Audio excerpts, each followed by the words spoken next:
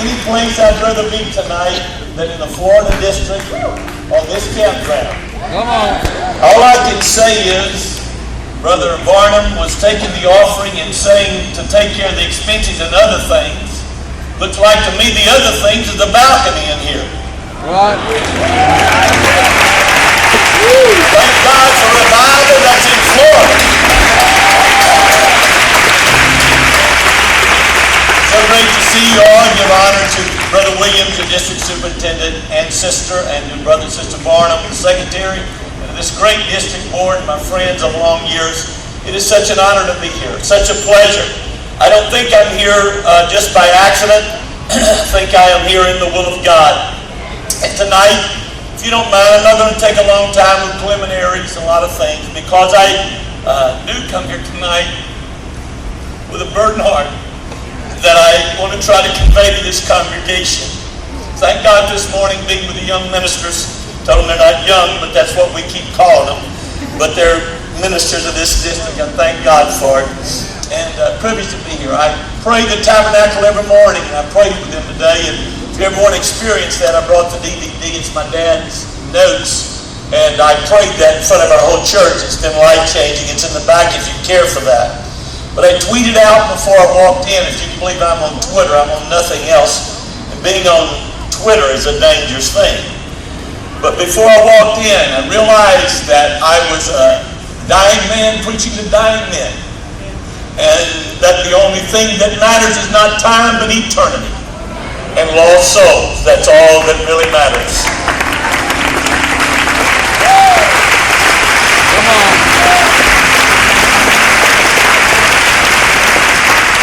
So I know tonight, I know camp protocol. I have been involved in camp for quite a number of years. I know what's supposed to be done on the last night. But I am not bound by that tonight, because I feel like the Lord has a word for us. 1 Corinthians 7:31. And Paul is writing, and he says, "For the fashion of this world passeth away."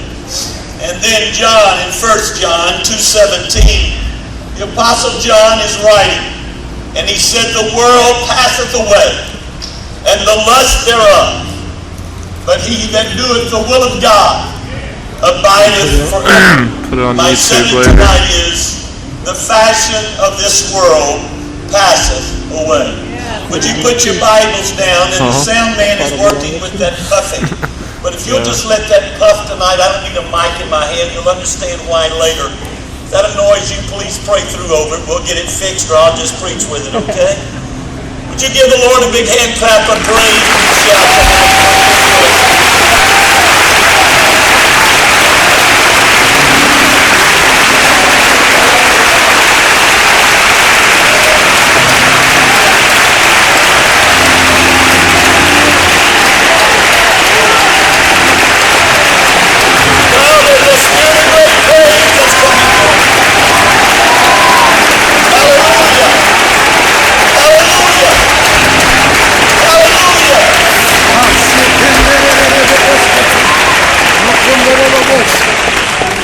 Turn and shake somebody's hand and tell them you're just a pre-dead person. Free dead person. Free dead person. And he's a free dead person. And you may be seated. Sit down. Hey, chill out. Recording, you know. Everything changes. The thing It's alright. that seems so important Yeah. tonight is gone tomorrow. John could look back as he wrote our text tonight, and he looked at the attractions in the beginning that is now fading.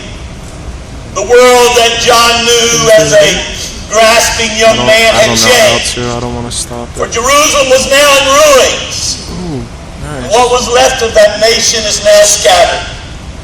So much of what as a young man that he had been tempted to chase in his youth has now vanished. It's good. And the lust for worldly things very transient in passion. When you look at worldly things, I'm not talking about just things, I'm talking about worldly things. Usually as soon as we have them, the thing that we chase, as soon as we get it, it no longer brings us that happiness. Amen. Appetite and zest are momentary. They will not sustain you. You will eat tonight and say, I don't know if I'll ever want to eat again until tomorrow. It deserts you. Bones stiffen, eyes quit focusing, muscles no longer obey your command, ears start growing dull in their hearing. You cannot recapture your youth, and health spas are full of torture machines that guarantee to roll back your years as well as your fat. And John says it's an illusion. He said all the saunas and all the beauty shops and all the jogging and all the memories and all the lifting and all the planning will never bring it back. Ask the baseball player at 38. Ask the sprinter at 30 years of age. Ask the NFL running back whose average age is 31 years of age. You just chase whatever you can until we're all exhausted and worn out. And then we tumble into the grave, never quite achieving what we set out to achieve. We buy the latest car, we buy the latest computer and fall. And last year, Pastor Shock and others talked me into preaching off of an iPad. And I got an iPad. I'm really starting to learn to use it. Until now, they've come out with the mini iPad. And now I got to start all over. For when you get something, it will be outdated. Knowledge is doubling every 2 or 3 years. The fashion of this world is passing away. No wonder Matthew 6 says, lay not up for yourself treasures upon this earth, where moth and rust doth corrupt, and where thieves break through and steal. But lay up for yourself treasures in heaven, where neither moth nor rust are corrupt, where thieves do not break through nor steal. For where your treasure is, there your heart is.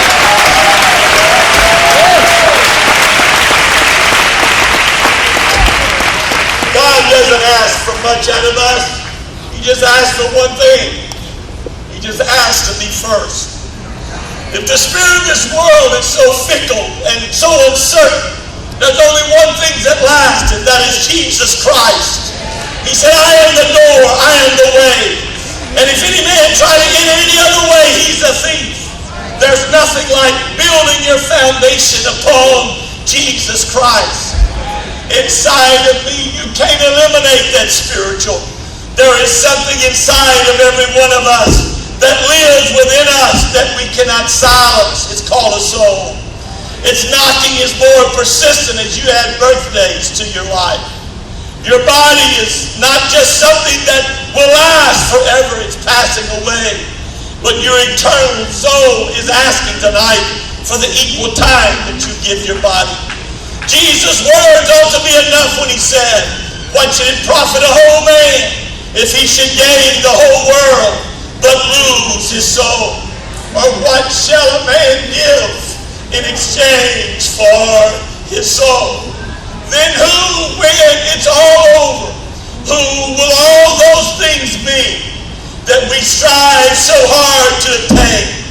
Your membership, your credit card, your ratings, your stocks, your bonds, your investments. For few, if any, is even going to stop by your headstone and see when you were born or see when you die.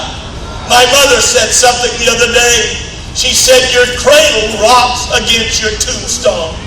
Jesus doesn't ask me to be a recluse. Jesus doesn't ask me to hide from this present life. Amen. He simply asks me to remember that everything is going to pass away. He doesn't ask me to quit living. He doesn't ask me to quit enjoying life.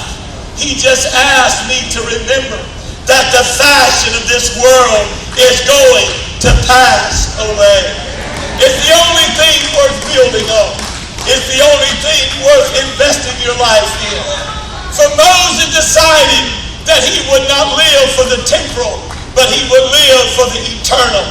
And when he made that decision and decided not to be the next Pharaoh of Egypt, when you study his life tonight, everybody that walks on planet Earth will know the name Moses. because he made a choice at a very young age that he was not going to be the next Pharaoh for time, but it was going to be God's man for eternity. And now, instead of being stuck in some pyramid in Egypt, he is now in every Bible and in most songbooks because he chose to live for eternity and not for time.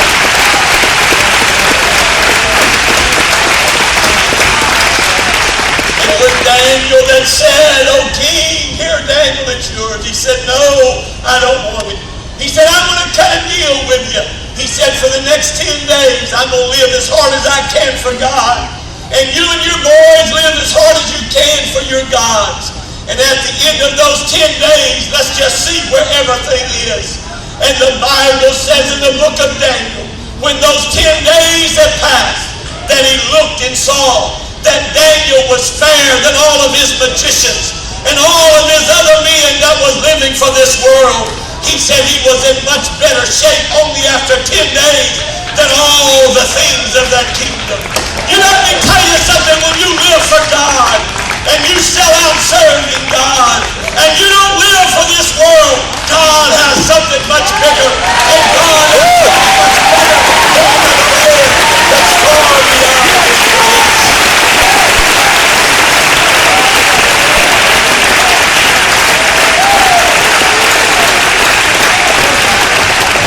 All right, he's writing in the book of Philippians 3, verses 4 through 8. He said, "I've graduated from your," paraphrasing, "Harvard, your Yales. I'm the chiefest of chiefest. I'm your summa cum laude. I'm your valedictorian. I'm the chiefest of all chiefest." He said, "That's who I am." But when you get down to verse 7, he said, "But what things were gained to me, those I counted loss for Christ.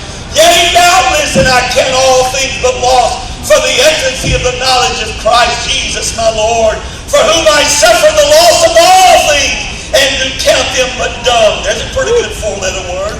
"Do count them but dung, that I may win Christ."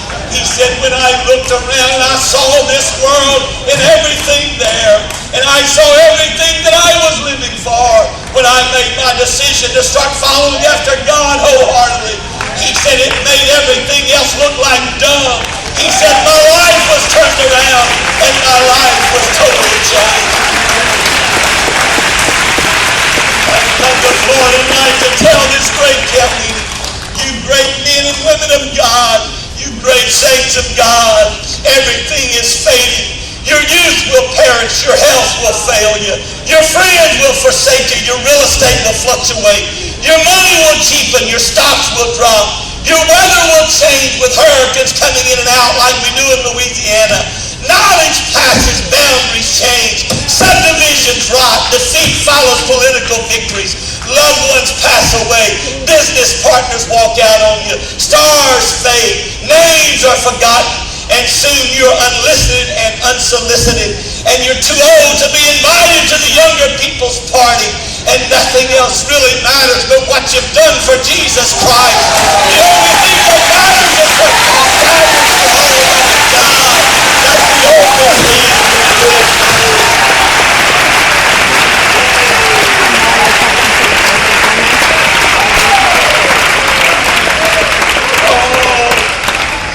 All he wants to be is first. Your keepsake cease to attract you. You won't be long, it'll be gone. I'm now older now. I'm 63, going on 64 years of age. Nick and I are wishing we could downsize. It's amazing how things that used to matter when I was a younger man, a few young couples and young ministers have listened to me.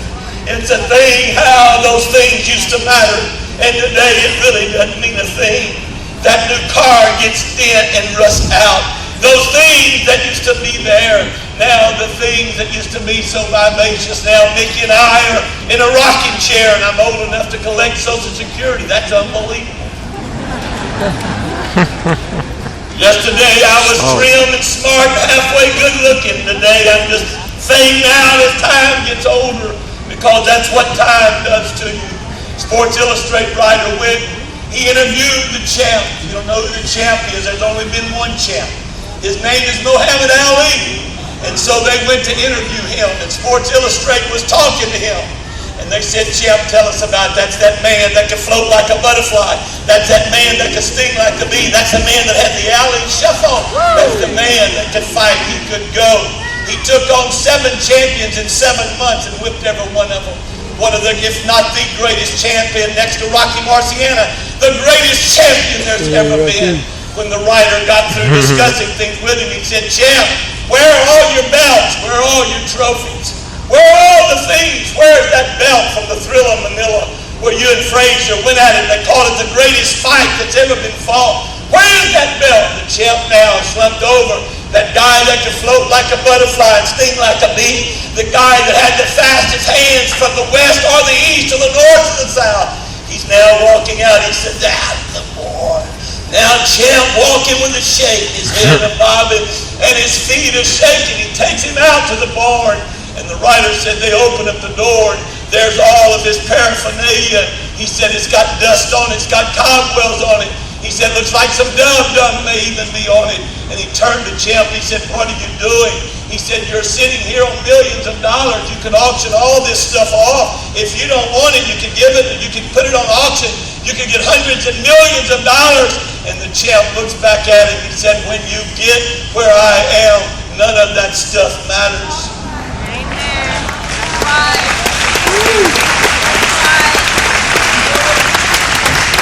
Socrates said, I go around doing nothing but persuading both young and old not to care for your body or your wealth in preference to your soul. There are now more than 30,000 self-storage facilities in our country, offering over 1 billion square feet for people to store their stuff.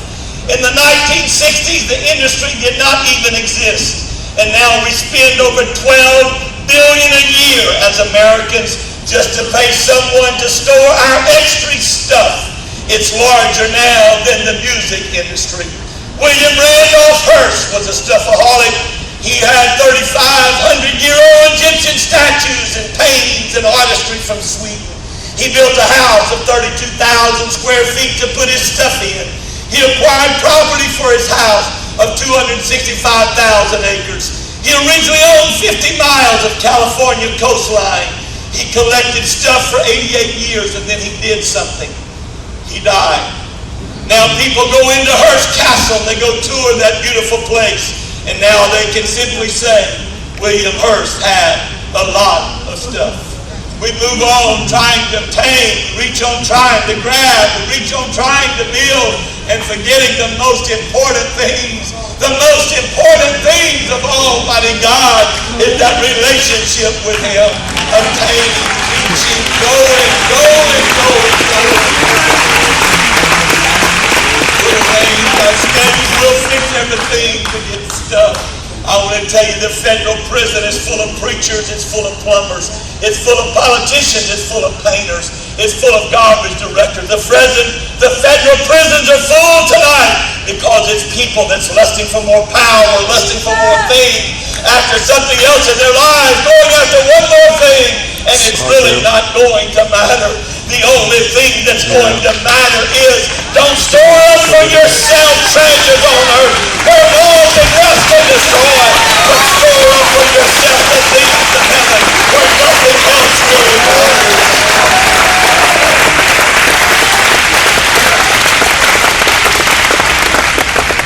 Oh, when did you get here?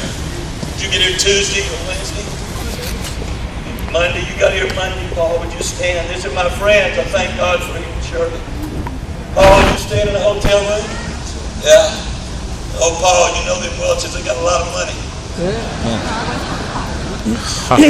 Just joking. But watch this, Paul, you're in that motel room. And what little you do have, did you tell Shirley to get all your CDs? Did you tell Shirley to get all your investments? And did you tell her to put all that in account? And when you got here, and you said the Holiday Inn? Okay. Did you ask Pat then where the best furniture store was? And when you got here, you took all that money that you and your father and families accumulated, And Paul, did you bring it down here? And did you put a brand new sofa in there? And did you hang that $500,000 chandelier in there? And did you get that painting that was worth about $200,000? Because Paul, you want everything carnal in this life. And Paul, did you get that new leather sofa that's worth about $5,500 down here in Ocala? Paul, did you do that? No, you didn't, Paul. Because you got enough sense to know tomorrow night or tomorrow you're going to be leaving here, Paul. You didn't deal for that motel room, Paul. You didn't deal for that, Paul. It's foolish! It's foolish to deal for that here. I can't bear him no more. This home is not my home. I'm just a passing through. I'm trying to find a land somewhere beautiful.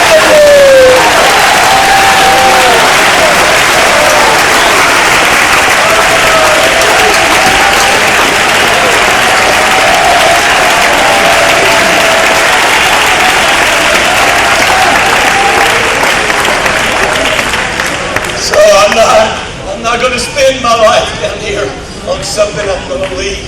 I don't know whether I'm going to leave it tonight or tomorrow by way of death, because it's appointed unto man once to die.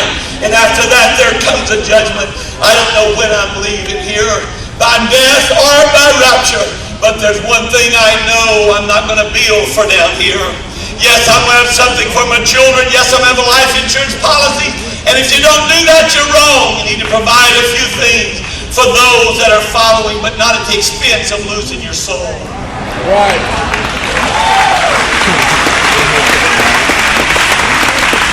James Vanderbilt said, the care of 200 million is enough to kill anyone. There is no pleasure in it. John D. Rockefeller said, I've made millions, but they have brought me no happiness. Andrew Carnegie said, millionaires seldom smile. And Henry Ford, the man that invented the Ford automobile, said, I was happier when I was doing a mechanic's job, because they pass away. And I realize that the more birthdays I have, I understand that it's passing away. I drove on here. When I drove in today, this morning, to speak to the young ministers this morning, I drove. And when I drove, I knew what I was preaching tonight, so I was observing everything when I drove. I pulled up in front of this campground. There's that building up there. I guess I remembered the first time when my dad came here preaching a camp meeting, and I never forget how happy I was because we got to a place called Ocala. And I remember, Dad, I don't even know if they still have it, but we went out to a place here called Springs, and they had glass bottom boats, and we drove through it. Man, I can remember that. It was just yesterday. It's been the shortest trip. I can't believe that it was just yesterday. And then I remember this man invited me to come preach a youth camp in that building, and we shouted and danced, and it was so powerful. Then I remember as things came along, I remember when old Brother Cannell would sit up there, and his mentor, Brother Norris, and Brother Cannell sometimes sitting up there looked like old Buddha sitting on the throne. And Brother Cannell was my friend. I call him Uncle Bill because of my connection. Your father with that high-pitched voice, lead worship and taking offerings. And I looked at that place when I drove on this campground, and from that building, it was packed and racking with the glory of God. And I drove in here, and I remember those elders that's invested in this campground as they mentioned tonight the things that are there. I remember I've been coming here since I was a single-digit age kid, and hearing my dad and mom preach camp meetings, then me preaching youth camps, and then me preaching camp meetings. And I drove up here, and I'm not trying to say 63 old. I'm young, people. But let me just tell you this, I'm wiser. I guess that's the best way to say it. And 63 years of age, you start looking back, and you realize when you start seeing all these things happen that life is short. You understand when you get my age that life is the vestibule, that eternity is the building. You understand that life is the introduction, but eternity is the book. You know that life is the hors d'oeuvres and eternity is the meal. You know that life is the daybreak and eternity is the eternal, endless days. It is but a prelude, it's but the opening, it's but the grand overture, and then it all goes back, and then it's all over. Your calendar and your plans and your agenda is not nearly as important as his plans and his agenda.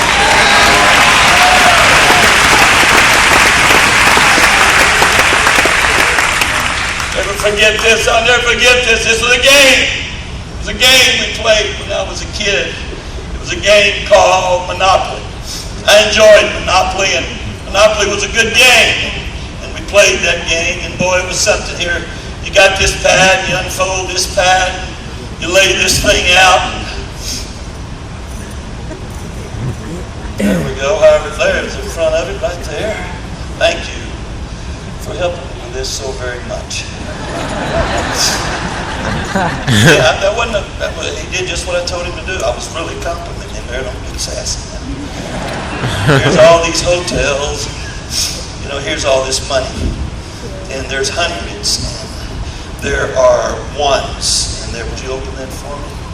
And there are hundreds and ones. And there's these cars. And you pass go, you collect $200. Then there's these things that we call dice. And you take them and you don't roll them. Because Dad wouldn't let us play with dice. He made us use a spinner. Oh. I got you. So we had